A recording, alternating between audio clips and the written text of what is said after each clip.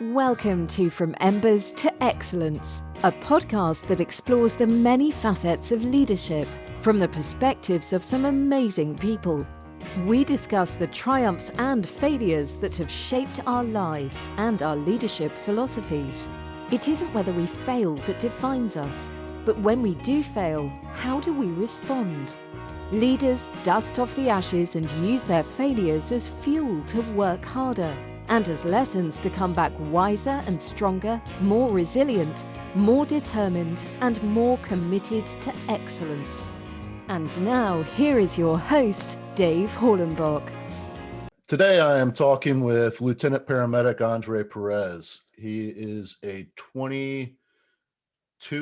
almost 22-year veteran of Orange County Fire Rescue, getting hired back in April of 1999. I think you did have some previous fire department experience before coming to Orange County. Is that right? I did. Yep. I worked at a small department in Palm Beach County called Pahokee, and I was there about 6.5 years.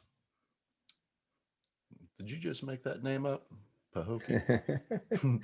I did not, but they no longer exist. So they still have the history, and they were actually taken over by Palm Beach County several years ago.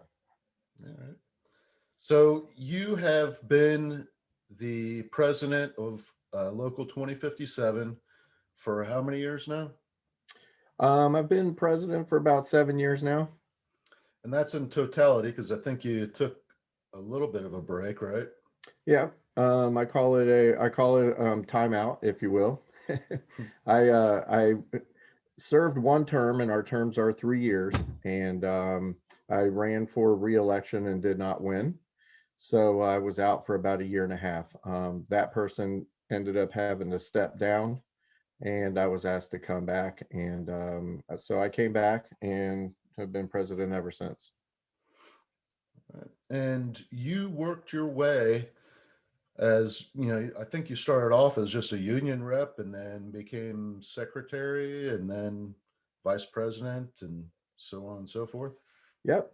So started out, actually was being precepted by Jason Brown to become a paramedic, and he worked his way to become the union vice president at the time.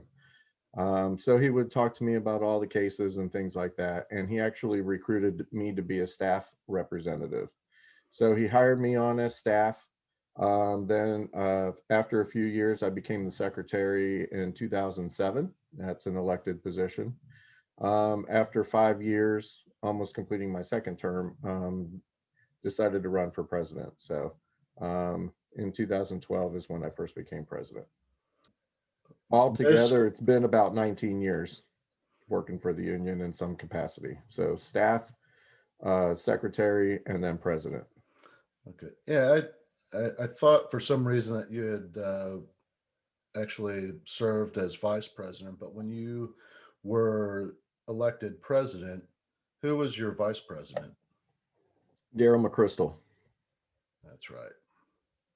Daryl McChrystal was actually the force that held down the union, in the sense of creating stability when we didn't have a stable person at the president level. So, and what I mean by that is we just had, some very short-termed presidents at the time, and Daryl McChrystal, as the vice president, always stepped up to be the interim, and he always helped the incoming president with advice, leadership, and those types of things to make sure that the ship didn't sink. Yeah, he's somewhat of a legend in the state of Florida as far as unions go. Like what I know he held a position at the state level. Yeah, he was our district vice president at the state level, here covering all the locals in Central Florida. I believe he served for maybe 2.5 terms at that level. And it is important to note that while he was serving the vice president at the state level, he was still always the vice president here with our local 2057. Yeah, it's pretty incredible. The one thing that I wanted to get into at some point is recognize how much the international and the state level, um, the role that they play in developing their union officers at conventions and or conferences, that sort of thing, the different leadership classes. And I know working in the union for 19 years, the amount of classes that you've had to have gone to is pretty extensive. Yeah, I will have to give the international credit, and even our state level piggybacks off of the internationals classes, as we do here in the local level. Our union at the international level probably provides the best education to its members, and it definitely pays off, especially when you have, termination cases and things like that, labor relations. So every convention that we go to, there's always some form of education. The convention may last 2 days, and then we may have 2 or 3 days of classes. And, those classes are covered, by our uh, not only our dues, but the registration fees for the actual convention. So we like to take advantage of those things. Another thing that's very important, not only the leadership side, but the health and safety side as well. They offer equally as many classes. So definitely attended a lot of classes, and definitely tried to pass that on to newer e-board members so we can keep it going here at the local level. Awesome. Well, I want to dive in a little bit to, just really your history and your experiences that have helped you develop as not only a fire officer but a union officer. So let's go back to your beginnings. Where were you born? Where did you grow up at? Tell me a little bit about your life growing up. All right. Not really too interesting, other than I was born in Frankfurt, West Germany. My dad was in the military, and from there, we were there several years. And from there, we went to Spain. Went to kindergarten and first grade in Spain before we came back to the United States. So when we came back to the United States, we landed in South Carolina. Was there for a couple of years, and my parents ended up getting divorced. My mom came down here to Florida. We stayed with some friends. She was a single parent with 3 kids, 3 young kids at the time, and basically been in Florida the entire time since. Grew up here in Orlando, and I think my fire service career began in Pahokee. Well, actually, I began as a volunteer for Osceola County. Volunteered for about 2 years. Wanted to see if I liked the fire service or not before I committed to actually going to school. So I did, and ended up going to school, and I applied to every state, every department in the state. And I said I was just going to go to the very first place that called me. Back then, I remember Orange County Fire Rescue was dealing with some layoffs. And my personal opinion or thought was, if I'm going to be a brand new firefighter coming out of school with no experience, I'm probably not going to be as high ranking on a hiring list when all these firefighters were being laid off from Orange County. So I got hired in Pahokee. I was just turning 21 years old, and it was very eye-opening, to say the least. It was a 5-person department, 1 station. We had a chief, we had a captain, and both of those positions were 40 hours. The captain was actually the fire inspector for the city. And we had 3 shift personnel who were the firefighters, and the workforce was supplemented by on-call volunteers. So I was a shift firefighter.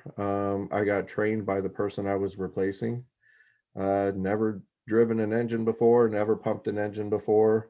Got a 3-day class on how to do everything. at least get everything in, set the engine to pump and all those kinds of things. And then the volunteers came and helped out. Then I went and got my classes afterwards. Um, After about 3 years there, I was promoted to lieutenant. Our captain had left the department, and the fire chief had made me the lieutenant, and which subsequently, by default, made me the fire inspector for the city. So before he did that, I ended up taking all my classes and got some nice, quick on the job training, and was lieutenant down there for a couple years before I got hired back up here in Orange County. Came back home. Nice. So I've Now, been here ever since.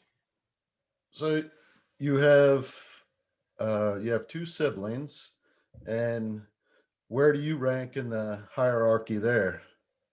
I'm the oldest. Okay. I actually have three siblings. The youngest one came after I came back up here. Well, actually, he's my half brother, and he is now 31 years old. So three siblings. Nice. And what was your dad in the army? My dad began in the Army, and I don't know how long he was in the Army before he changed over to the Navy. Okay. Now, growing up, what was your family like? Close? I mean, did you have a lot of interaction with grandparents, aunts, uncles? I would say we were close on my mom's side of the family. Um, Even though my parents ended up getting divorced, I didn't really see any, hostility or anything like that growing up. But when they split up, I basically lost contact with them for many years. It must have been at least 10, 15 years before we even made contact with each other again. Really not much contact with my dad's side of the family growing up. Basically was a mama's boy. She taught me a lot of things at a very young age. Taught me how to balance checkbooks, about bills and all those kinds of things. Yeah. And then so we've been pretty close on my mom's side of the family. Sum it up. All right. So, what are some of your fondest memories growing up? I would have to say spending time with my brothers and my sister. As we get older and we move away and things like that, I actually moved out when I was 18 years old. So I missed some of the later years of that. But definitely, playing outside and doing those things that a lot of the kids don't do these days. Yeah. And still kind of miss that. So I grew up in Central Florida as well. What high school did you go to? I went to Osceola High School for a year in Kissimmee, and then I went to Gateway High School. Um, Now, I came in Orlando. I was in junior high school, and I went to Liberty. And had I stayed in Orlando, I would have been a Colonial High School student. All right. Who or what had the biggest influence on your life's trajectory? Kind of what took you from high school into deciding, maybe this fire service might be the career for me. Really, it's not a glamorous story, but interestingly enough, I used to work at the Olive Garden. I started there when I was 16 years old, and I was as a busboy. And one of the guys I worked with said that he was going to the fire academy. Another guy that I worked with, I was talking about it or debating on whether to go to the police academy or the fire academy. On my mom's side of the family, we have a lot of teachers and a lot of police officers in the family. So that's why I was kind of leaning towards becoming a police officer. And the one guy I worked with, he was like, a lot of people don't really care for cops too much. Everybody loves a fireman. And as cliche as that sounds, that basically steered me in the direction of going to the fire academy. Of course, I knew nothing about the fire service and the EMS side of the service. And that's why I became a volunteer first. My mom took me to a couple fire stations in Kissimmee to talk with the guys and find out where I could volunteer at, and they directed me over to Osceola County, which Station 11 in Buenaventura Lakes, and that's where I interviewed with the panel to become a volunteer, and then, like I said, I was there for 2 years. Also, was not interested in the EMS side of the fire service, but I quickly found out that you had to at least be an EMT to be a professional firefighter. So I went ahead and did that. And then after being an EMT for 10 years, I think I got bored. And after looking around, I was honestly thinking, I can not only do this, but I think I could do it better than some of the people that I was witnessing. And I think all of us at some point have that feeling, or you have to have that sense of feeling like, hey, I can do that better. And that strives you to be, better at what you're doing. So Yeah, I would agree with that. Yeah, and just through my own personal experience, I know that. Well, I've witnessed you on calls as a firefighter paramedic, as a lieutenant paramedic, um, and I would also say that your experience as a paramedic running those larger EMS calls, I would imagine prepared you for your position as a lieutenant. You're well respected as a paramedic, not only as a firefighter or a lieutenant, but thank you. take my hat off to you for being one of those paramedics that people look up to. And how many years did you serve as a preceptor? I'm still currently a preceptor. Oh, okay. Um, let's see. I was on the department for 3 years before I went to paramedic school, and then another 3 years. So probably about 16 years or so as a preceptor. Wow, pretty cool.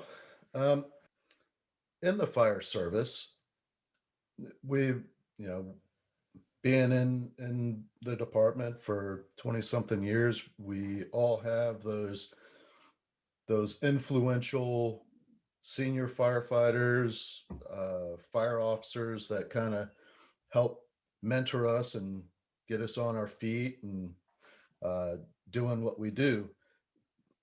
Who would you say had the biggest influence on you in your career? I would definitely have to say Jason Brown. Jason Brown is a firefighter paramedic, and he just recently retired. Um, but he was also my preceptor, and learned a lot from him early on, and also watched him as the vice president of the union. So I also got to see some leadership in a different role other than, the normal rank structure of being an engineer, a lieutenant, a captain, or a battalion chief. He definitely had a great influence on how I control things on the scenes, how I treat people as patients, the type of care that I want to give to the citizens, and things like that. And that was a direct lesson that I had on a daily basis. Orange County at the time was an innovator in the in-house paramedic program. I believe in across the country, they were one of the first departments to put on their own school or their own class. And I was part of that class. And at that time, they assigned the student to the preceptor for the entire year. So I had a full year of contact with Jason Brown, and like I said, I learned a lot.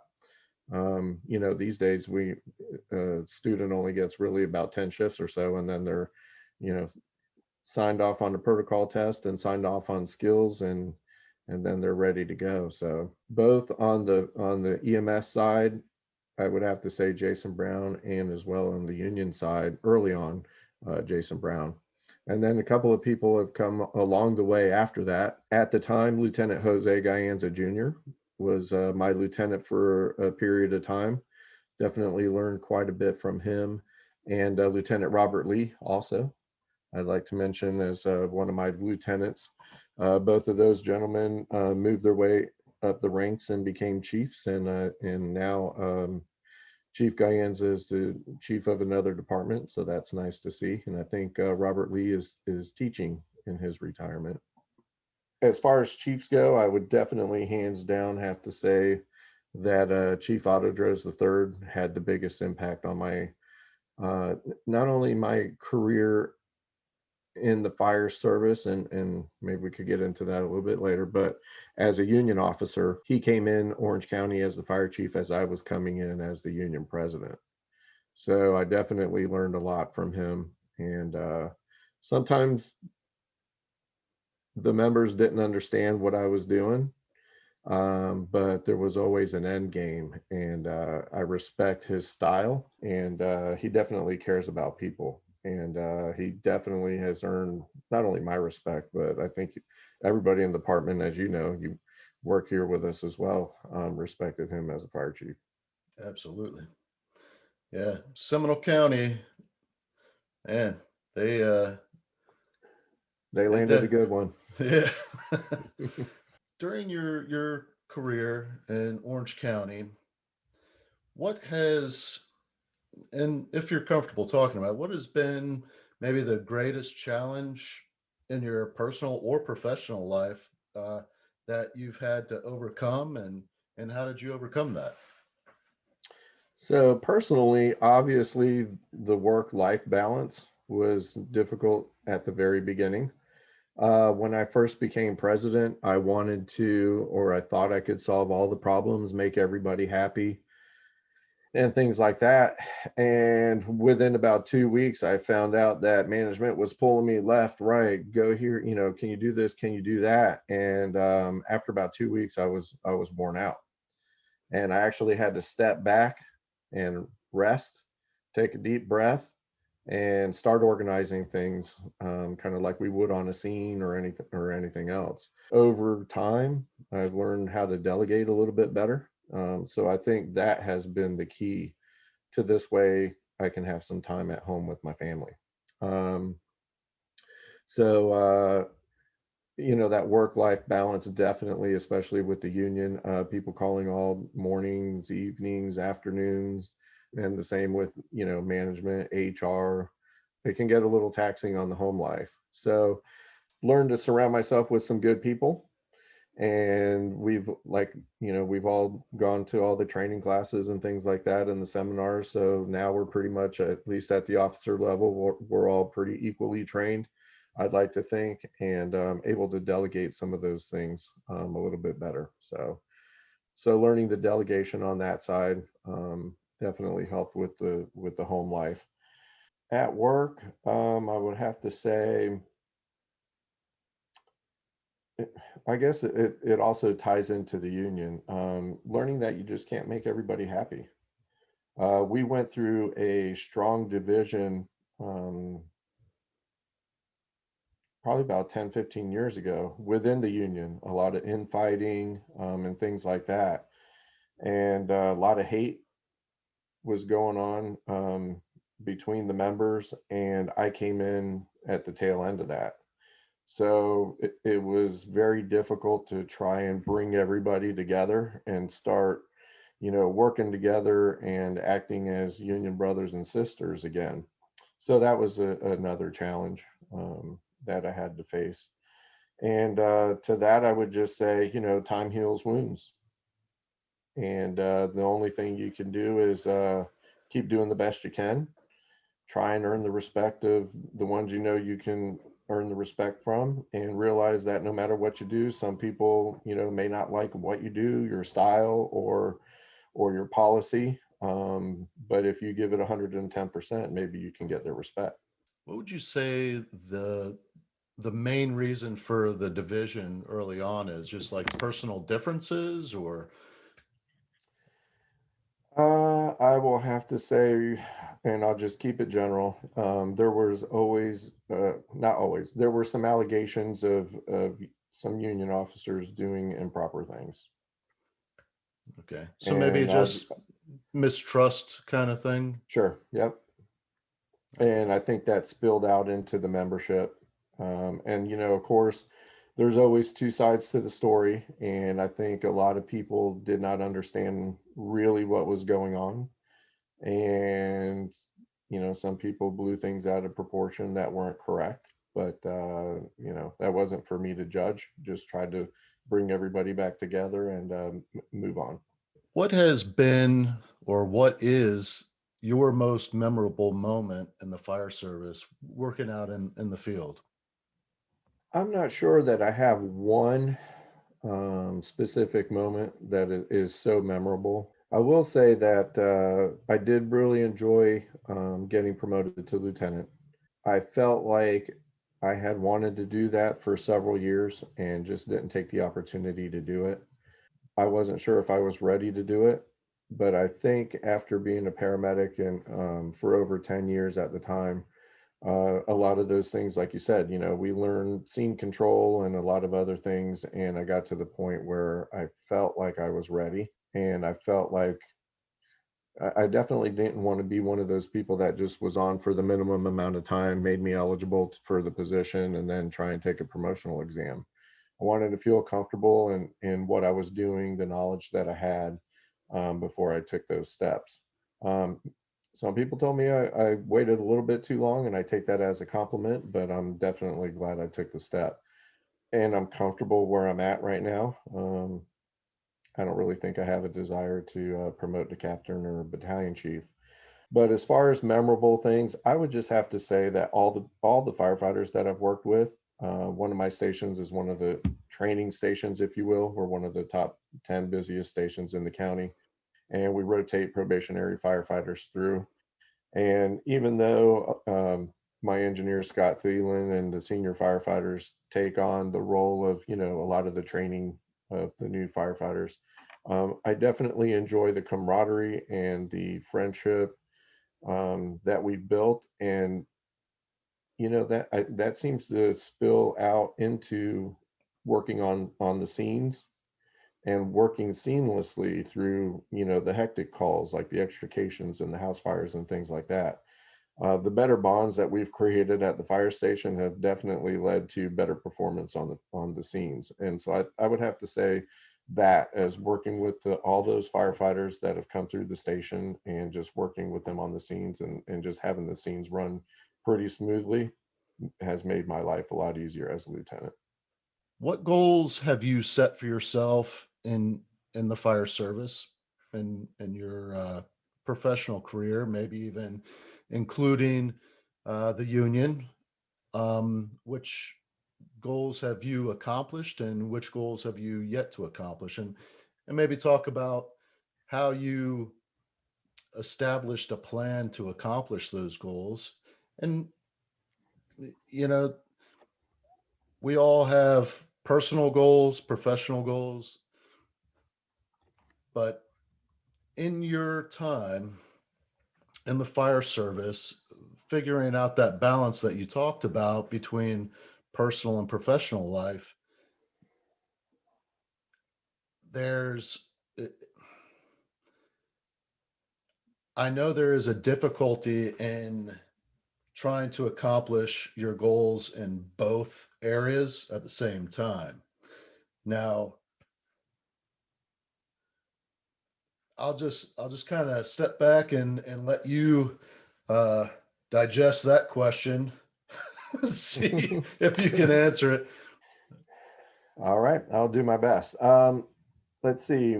I'll start with union goals, I think. First of all, when I got involved in the union, I didn't even know really what the union was about.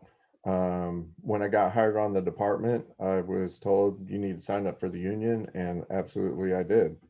But I really didn't understand what it was about, what benefits the union offered, and those kinds of things.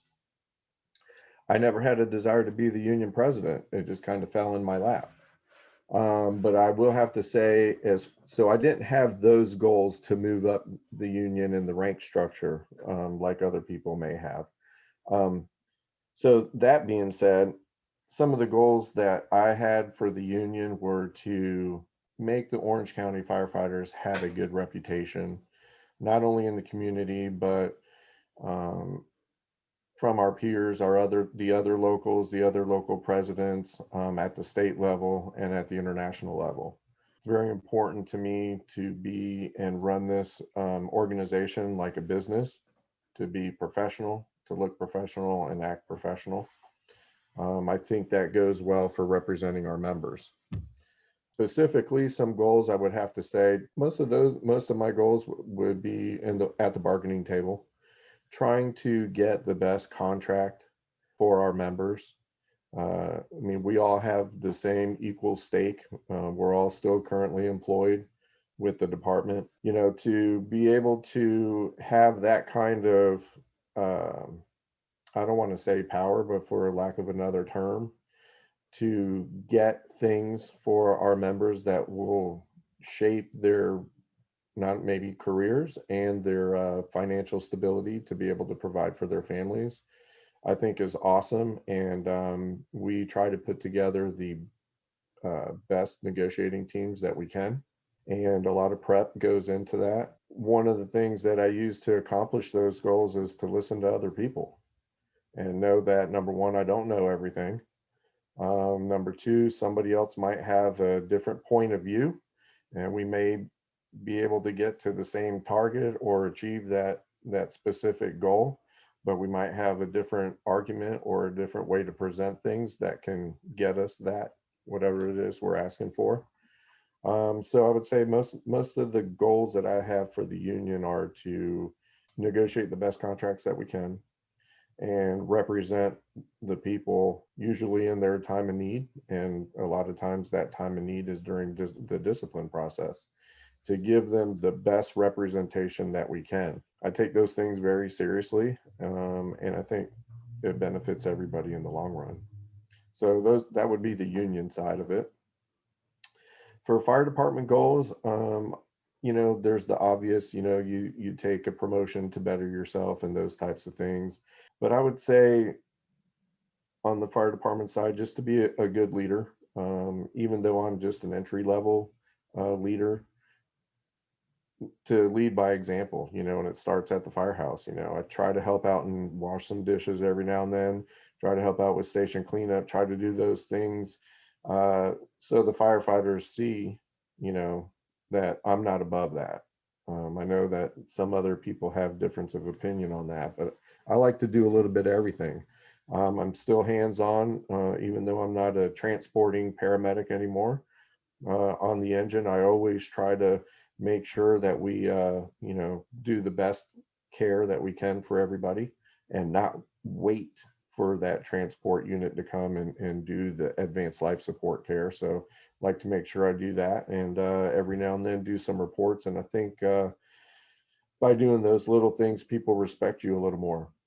So to sum the fire department goals, I would just say to be a good leader and to make sure and try and pass on some of those things that I've learned along the way, whether it be as a preceptor or as a mentor from one lieutenant to a brand new lieutenant, um, to pass those things on. Can you tell me a little bit about your leadership philosophy and maybe how that has developed over time, and maybe even throw in a few book recommendations? Because I know you're a reader. Maybe don't read as much as you'd like, but I think when we talk about leadership styles, we grew up under a fire chief that was very involved, micromanager type, and very authoritarian, if you will. And over the years, I could see the morale of the department and all the men and women decrease. It seemed like when you got to a certain point, you got yelled at, intimidated, and things like that. So I learned early on not to do that. Um, I would say my leadership style is very hands off. And I like to allow everyone to participate in the conversation, if you will. I always tell my firefighters, even to the first day probie. If you see something on scene and you think it's important, tell me, because you may see something that I don't see, and it may change a tactic. It may change, something that we do, whether we need to call additional units or, deploy different lines or whatever. Or it may be a safety issue. So I always empower even the probationary firefighters to participate, to be vocal. Don't be afraid to say something. And we always critique calls on the way back, whether it be a small, a routine medical call. Even still, we're always talking about things on the way back. Hey, did you see this? Did you see that? Why do you think we did this? Why do you think we did that? What could we have done better? So definitely getting everybody involved, um, and not micromanaging what they do. Learned early on that firefighters don't like to be told what to do. So my philosophy has always been, as long as they're getting the job done, then why do I need to tell them how to do it? Let them do their thing and they will grow. And if I have to step in and change direction or compliment them, that's important, on the things that they're doing, then I'll do that when it's necessary. And I think they respect you a little bit more when you have that hands-off approach, because it makes when you have to say something a little more important, and they definitely listen to you. Tell me a little bit about your education in the fire service, as I know that you've got some college, you've a lot of technical training. Um, Paramedic school is pretty, what is it, year and a half, 2 years now. So, uh, give me a little bit of background on your education. So I probably have several hundred hours of college credits that I have not taken the time to match up and make into a degree. I keep saying I'm going to do that, but I get so busy, I guess it falls by the wayside, and that's unfortunate. But I have taken a lot of technical classes when I was younger and in Pahokee. I took the driver operator courses. There was a lot of farmland out there, so I took some farming technical classes. Farm Medic was one of them.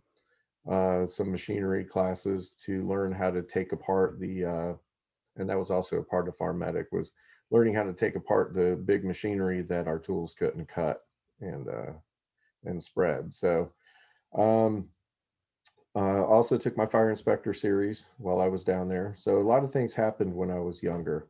Then came up here to Orange County, and like you said, I became a paramedic. So took those classes, and just along the way, since then, most early on, most of my classes were on the fire side, the technical side, building collapse, and some of the hazmat classes and things like that. And later on in life has been a lot of leadership seminars, and everything provided by the international, all the classes that they give us on, how to be a good steward, how to be a good secretary, how to be a good, your roles and responsibilities through all those positions, including the president, introductory law classes, into the labor law aspects, which is very helpful in a lot of things that we deal with. So I would say early on, a lot of fire classes and technical classes, and then later on, a lot of leadership and basically union type and member representing classes. One thing that I didn't actually touch on that I think is important to point out is how big the local 2057 is, as far as membership and you know the amount of people that you represent.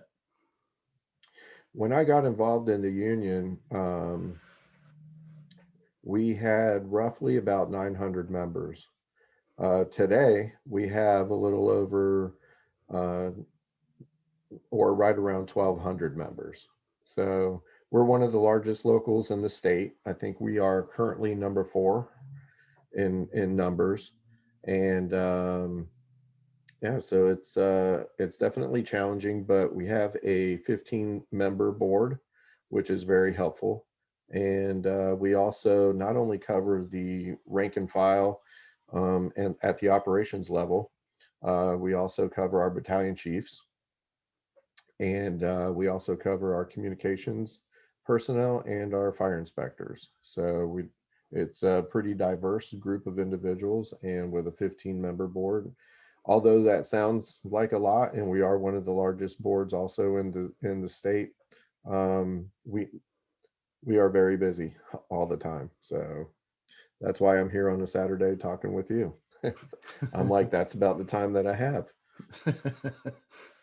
Now,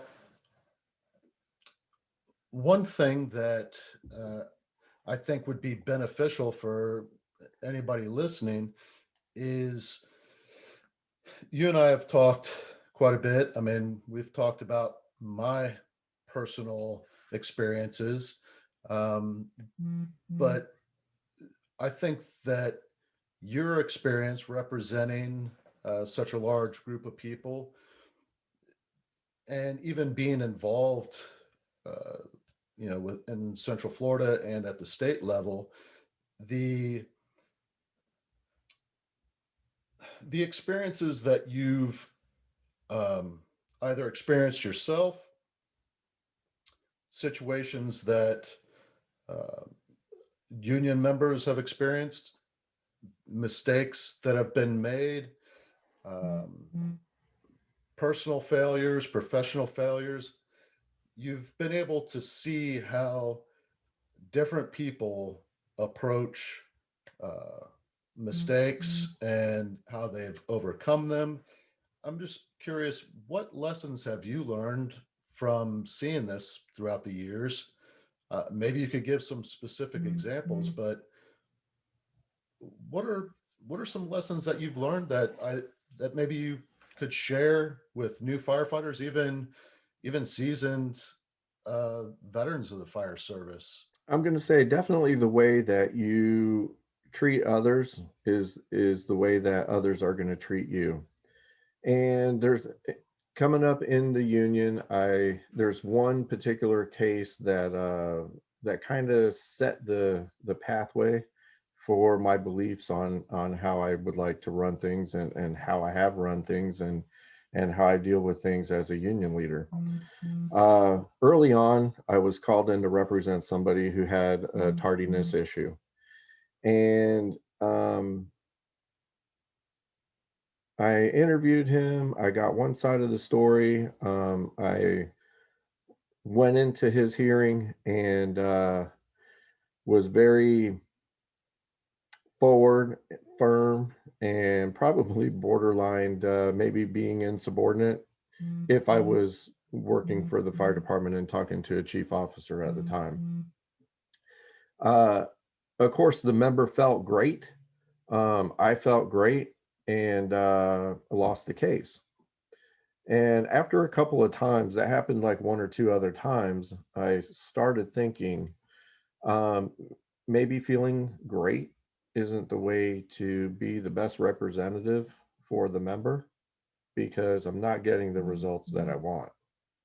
So I changed my philosophy, and I'm like, okay, let me go in here, let me act professional, let me get both sides of the story so I'm better prepared um, to go into these meetings, and better represent these members. And it started with building a relationship with management, um, by having the open dialogue, by letting them know what I was thinking. They would tell me what they were thinking, and that would help me better prepare a case. Um, so, going from that, finger pointing and yelling and thinking that you were doing the right thing, ultimately ended up not being the right thing to do. So that was definitely a lesson learned. And so I try to instill that in all the newer board members, like, hey, You need to have that open communication with your battalion chief, give them a call even when there's nothing going on, to build that relationship up. So when something bad happens, they'll pick up the phone and give you either a heads up or just a phone call, a courtesy call to say, look, so and so did X, Y, and Z, and that may be something you have to deal with here really soon. That's pretty important. So that kind of changed the way early on how I decided to do things moving forward. Um, some people mistook that for, or my style for being in bed with management, is one thing that I heard back in the day. Basically working for management and not working for the members. And my inner thoughts were, hey, if they want to think that I'm in bed with management, I'm going to go ahead and let them think that, because I'll take the hit to make sure I'm getting what I need for my members. And so I kind of keep that in the back of my mind. And I think over the years, people have seen now that a good working relationship between labor and management yields a lot better benefits and things like that to the members in general. So, and it also improves morale. I've noticed, when the union and the chief get along, uh, a lot of good things can happen, and that makes a lot of people happy.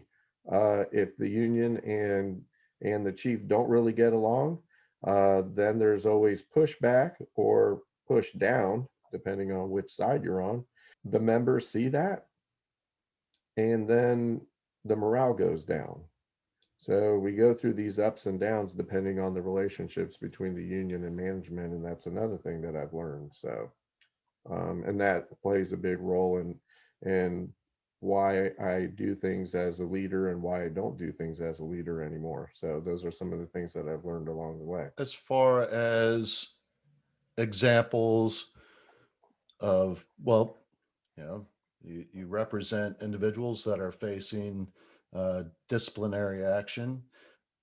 What are what are maybe some of the more common things that you've seen, and uh, that just through your Like, experience, the lessons that maybe you could pass on to some of the newer firefighters, newer fire officers, and even chief officers?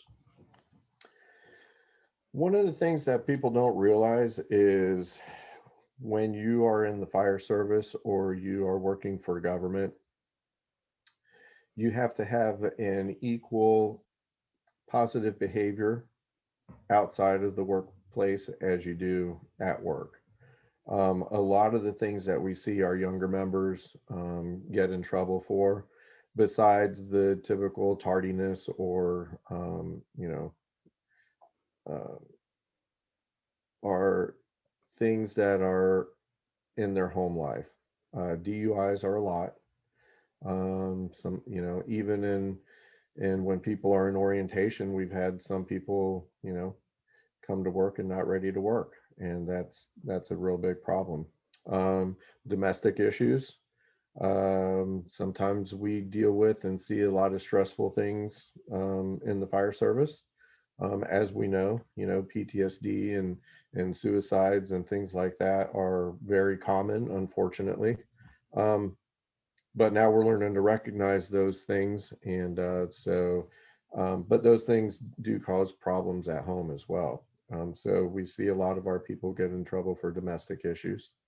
Um, Work related issues.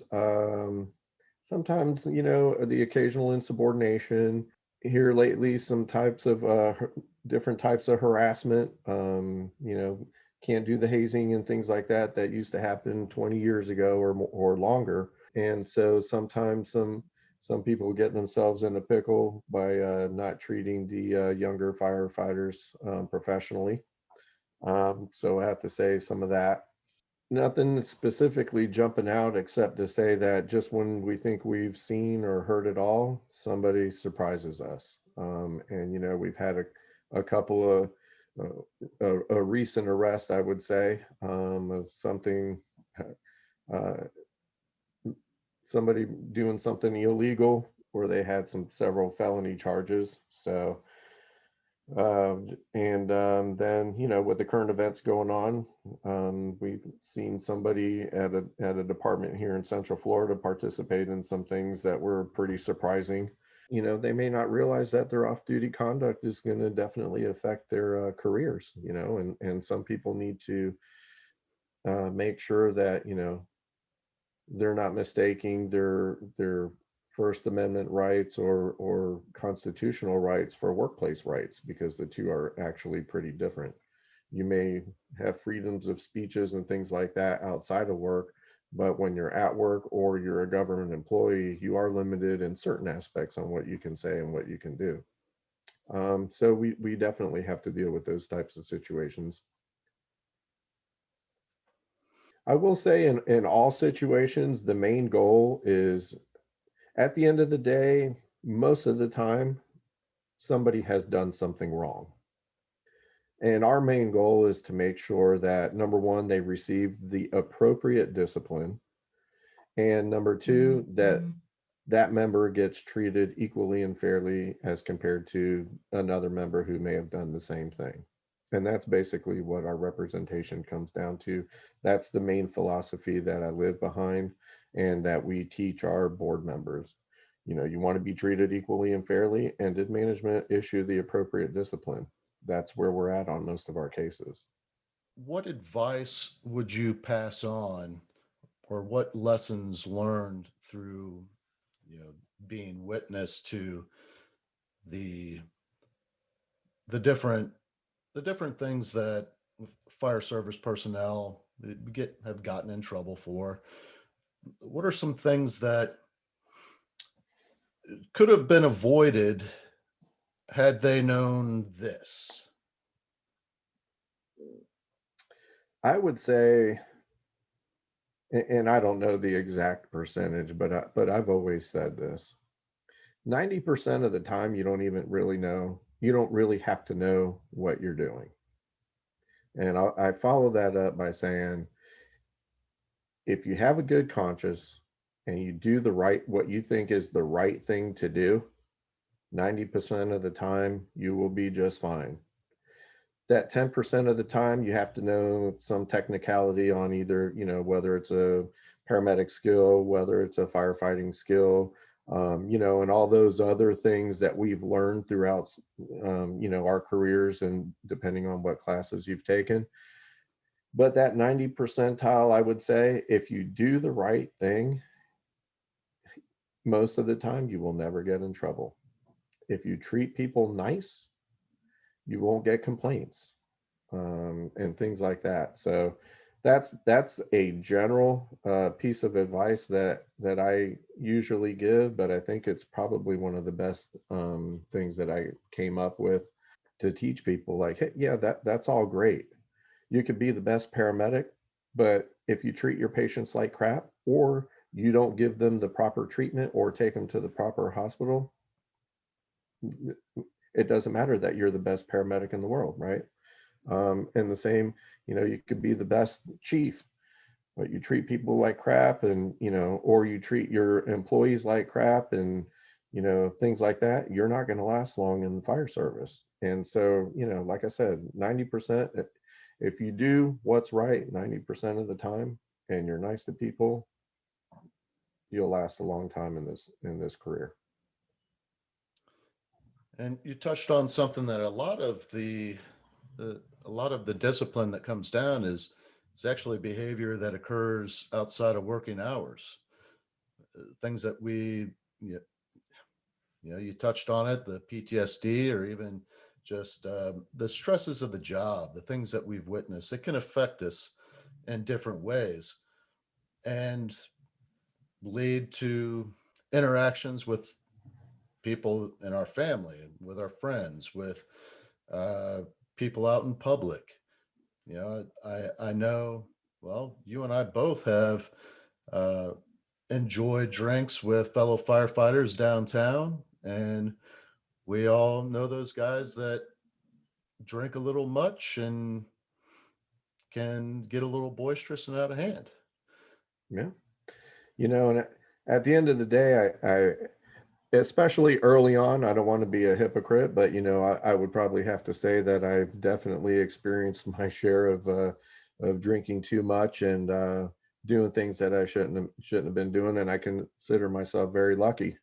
Some people have not been very lucky, and I'm just glad that I've made it past those phases in my life, and now definitely through age and wisdom and maturity have been able to overcome some of those things.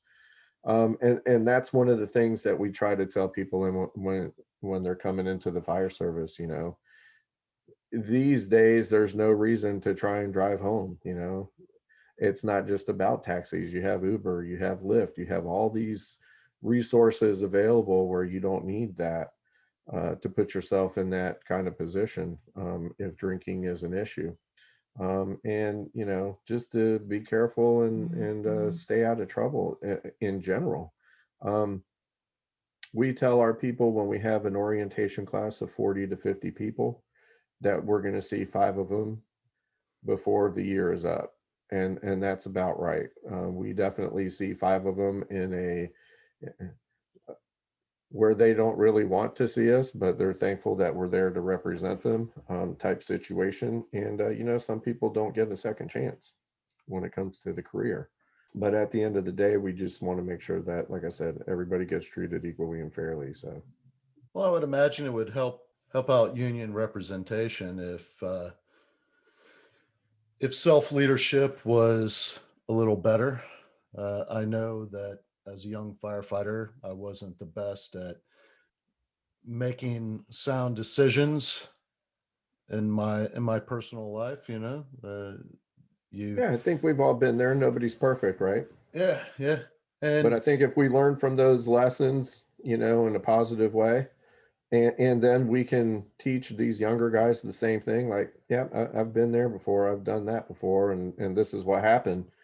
mhm. If you continue to do that, this is where you're going to be.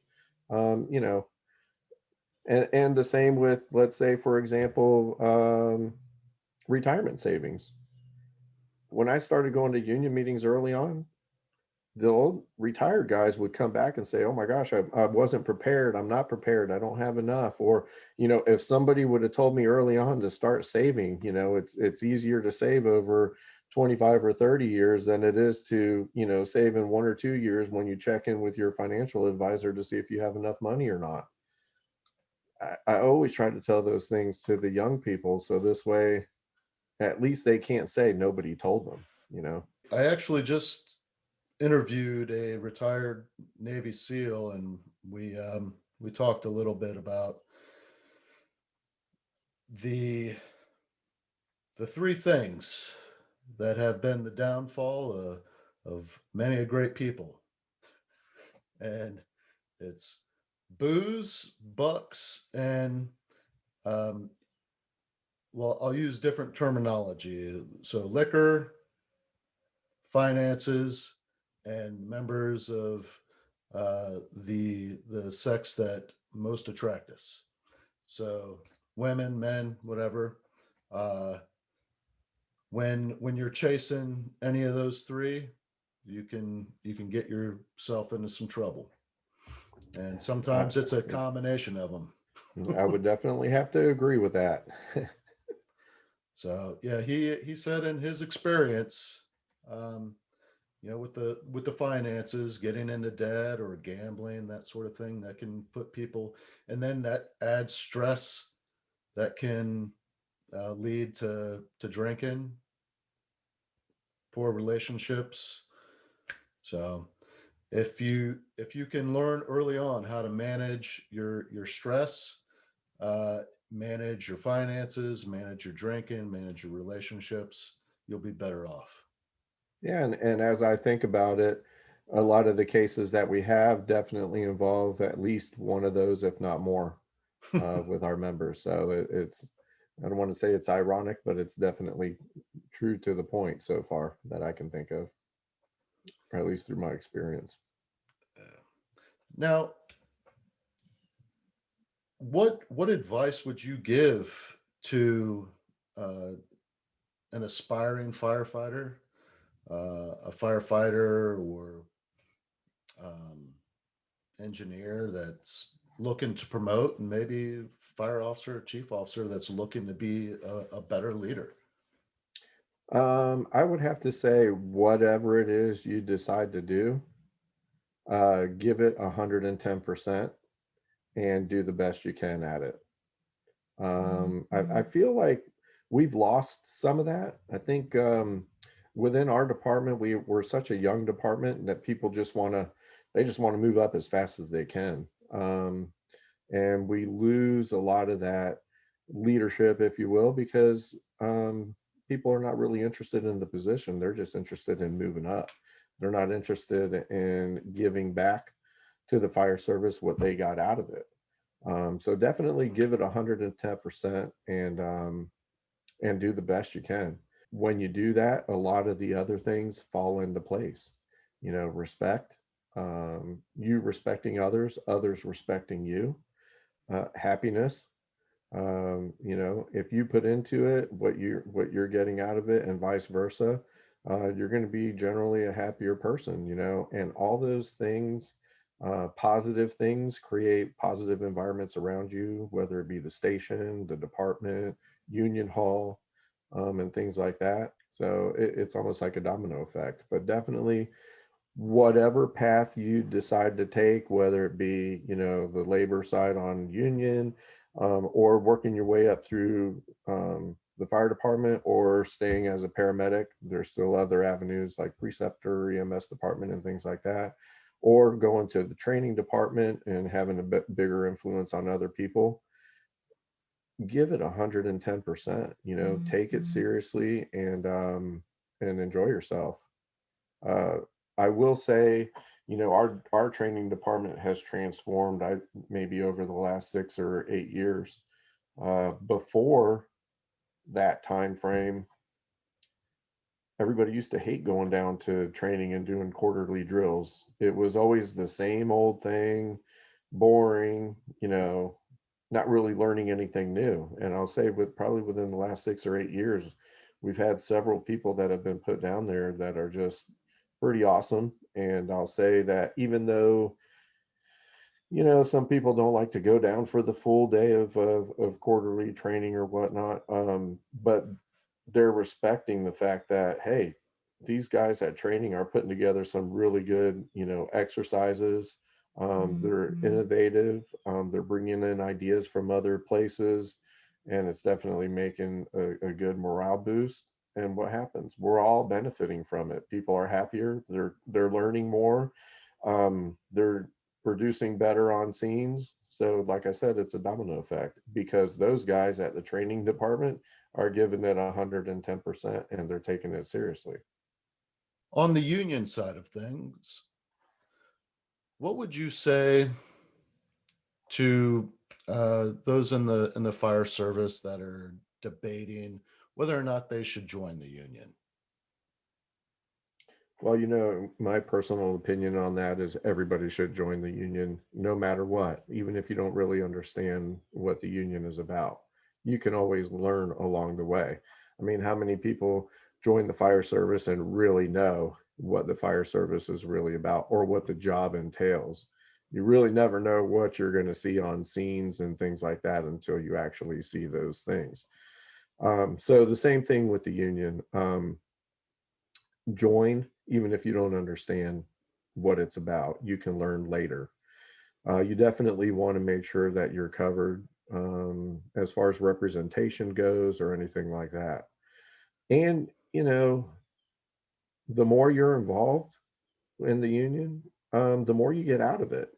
Uh, you know, it's not just, a lot of people think the union is just the people that are working for the union, whether it be the officers or the e-board.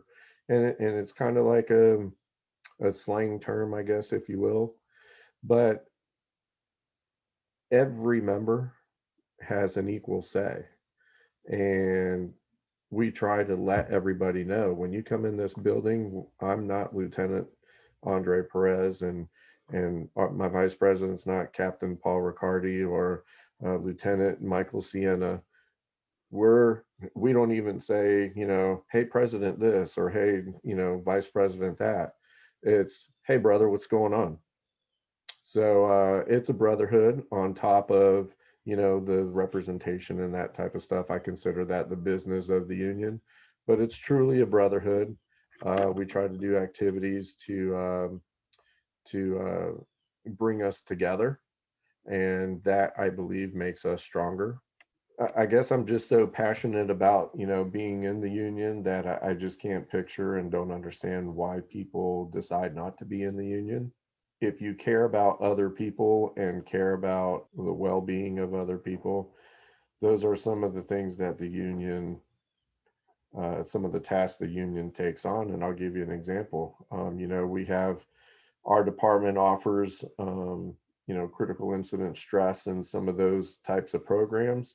And lately, we've had a couple of people fall through the cracks. And believe it or not, there's a segment of our people who were union members who have fallen through the cracks, and those are retirees. So here locally, we're looking at taking on some of those roles and responsibilities to take care of our people. Um, I mean, in the workplace, do we really uh, think management is going to take care of us? That's not really their job. Their job is to make sure that the citizens are taken care of, and they use us to do that. I think it's the union's job to take care of, we're supposed to take care of one another. And that's another reason why I would suggest that people join the union. We try to take care of each other in times of need, family crisis, aside from the workplace issues and disciplines and those types of things. It really comes down to we're the family, and you know, like I said, we're going to definitely try and move that forward with making sure that we're trying to fill these cracks and holes that we're learning about and see if we can do a better job in taking care of our family. And so I invite everybody to become a part of our family, and that's what we do when we bring them into our orientation. Well, I think, and this is one of the things that I've noticed throughout my time in the fire service and being involved with the union, that a big reason why some individuals don't join the union right out of the gate is because there's this idea of the union being a political body, uh, supporting typically Democrats, that sort of thing. If somebody's uh, political beliefs are more conservative and they vote Republican 100% of the time, they don't understand why the union supports liberal candidates over conservative candidates. And maybe you can talk a little bit about the politics and maybe some of the history of unions and why that is. Sure. Historically, um, the labor movement has been supported by Democrats and the liberal side. So I grew up with that type of mentality, and I see when judges are being picked and things like that, you can tell how the laws are going to be interpreted to go either for labor or for management or the employer. Um, so that was instilled to me early on.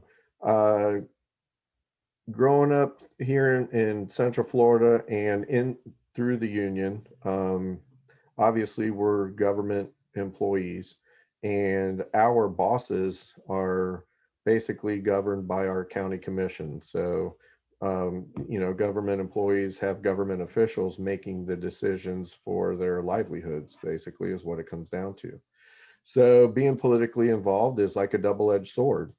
Some people don't want us to be involved because if we pick wrong candidates, they, may make decisions against us. If we're lucky to pick the right candidates, maybe they might not give us everything we want. So they look at them negatively as well. But I look at it like this.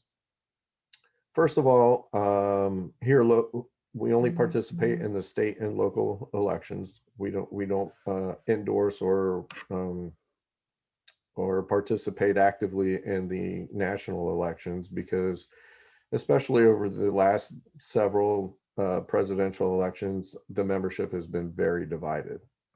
And so, even though I have my personal beliefs, we have a political committee that we've put together. I don't even ask what their political backgrounds are or who they favor or anything like that. The only thing that we ask of them is, can you keep an open mind? And can you pick candidates from, both? Basically, there's two major parties. So that's how we run things here locally. I know that, and from hearing our membership, that we're pretty divided as far as conservative and liberal, just like we're seeing at the national level. The same thing is happening here with our members. So we also have to be very careful with that. So when we do make our endorsements, I always make sure that we put what party, that the candidate is from, and the reasons why these candidates were selected. We've had some people, attack our decision making, stating that, well, we're just union, we're liberal, um, and that we don't ever support conservative candidates, and that we can go back and simply prove that that's not true. So the International Association of Firefighters, even though at the national level they've predominantly endorsed a liberal or a Democratic candidate for president, all across the down ballots, they've endorsed across party lines, and we can prove that. And I think once we show those things and that we're trying to be equal and fair, the membership kind of calms down a little bit and looks at the union in a different light. But I guess lately, I've been a little vocal in one direction, and some members have not been appreciative of that. But at the end of the day, the one thing that I make sure is to tell them, at the end of the day, if you need union representation, do you think I can do the job for you? And I don't mean to come across as overly confident, but I like to think as myself as a or of myself as a one of the best representatives, as far as, if you need a grievance or anything like that. I think I'm one of the best that we have, and I have to think that way, because if I don't think I'm doing a good service or providing a good service to our members. But politics is definitely important. This last contract negotiations was probably the most evident. We had, I'll just keep it in general language. We had a very difficult negotiation. We had some attacks from the management side on our contract that we hadn't seen in many years. And if it wasn't for the support of the commissioners, the majority support of the commissioners, we wouldn't have been able to protect some of our benefits, and we wouldn't have been able to earn some of the benefits that we received. So um, when people see that, when our members see that, then they understand, at least at the local level, because it definitely impacts them directly, right? They can see that. Then they believe and understand why we need to participate, and um, why we participate, and they actually got to see some results. At the national level, it's a different story. Um, it is so volatile with our membership. Like I said, we're seeing the same things across the country that we're seeing with our membership, that I believe it's just better for us not to endorse as a local. We stay neutral, and this way we don't have to deal with some of those, external things. As a member of the local, we are members of the national. Another thing people also don't realize is our dues don't go towards the national politics. You cannot use dues for the presidential endorsement. That is only done by personal donations. So if I donated personally out of my own pocket, I could do that. But we cannot take union dues and use them for the national election. So A lot of people don't understand that, and that's a little bit of hindrance too to people joining the union. They feel like, oh, unions are democratic, and I don't want my money going to this candidate. Well, it doesn't. So if we can educate our people like we do in the orientation about that, I think it squashes some of their concerns as far as that goes. And that's what I was trying to get to. So I think that will help uh, clear up some of the misconceptions for those listening to this, because I know that I have family across the country that tend to think of unions as some kind of communist body. And Yeah, and like I said before, most unions usually lean heavy Democratic or liberal. And the international, like I said, you can look down on all the down ballots, governor endorsements, state houses and senates. It's a different story across the nation. So um, to lump us in that group and put my personal beliefs aside is just not true. is there anything that we didn't talk about that you think would be important to talk about? Oh, now you're putting me on the spot. um, I'd just like to say that I've enjoyed the journey that both paths have taken me, whether it be the fireside and moving up and becoming a leader as a lieutenant, and equally coming up through the union. I've been able to see a lot of different things. I'll say, if you don't ask for things, you're not going to get it. So that's one of the things that I've learned coming up through both sides. You're not going to get anything if you don't ask for it. The worst that somebody can say is no. I'd like to encourage more people to get involved in the union, because there's really only two ways to be the decision makers in your career. You can either go up through the ranks and become a high level manager, like a battalion chief, assistant chief, or deputy chief, or the fire chief. But those positions tend to be limited to a certain degree, right? You have 1,200 people, and as you move up the ranks, there's less and less positions available to promote to, and the competition is a lot more stiff. Or you can go the labor side, and you can also have an equally, if not more, direct impact, because we are decision makers for our members. We meet with the fire chiefs, we bargain with their team, we have our team bargain with their team. And so I would encourage people to, get involved. If you really want to say in your career, join the union and become a steward. Work for the union in any capacity you can. If not, if you don't want to commit that much time, then just participate. Bring your family up to the union hall, bring your family to events, and things like that, uh, because you will hear in those conversations, there's always some business conversation that happens during the fun time family events and things like that, and gatherings and things like that. So yeah, definitely. I would like to see more people get involved in the union and not just be members of the union. And I know that's a problem throughout other departments, because when we go to conventions and things like that, we meet with other union leaders, and they're like, "Oh, we had difficulty getting a quorum. How many?" They ask, "How many people go to your meetings?" We only had 10 or 20, or whatever the case may be. And I'm like, "Yeah, it's pretty much standard all the way across. People are busy. They like to do other things, and they may not understand how fun and it is to be active in the union." Andre, thank you very much for agreeing to let me interview you, and Awesome. thank you Thanks for for having me. yeah, thank you for everything that you've done and continue to do for the local, and uh, for me personally. I really appreciate it, man. Thank you. It was an honor, and thank you for having me. Thank you for listening to this episode of From Embers to Excellence.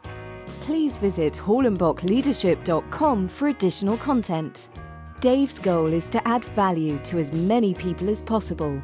So if he can be of any assistance to you or someone you know, please connect with him via email or on one of his social media accounts, linked on the homepage of his website. Remember, our failures don't define us unless we let them. And the only true measure of a leader is the success of their team.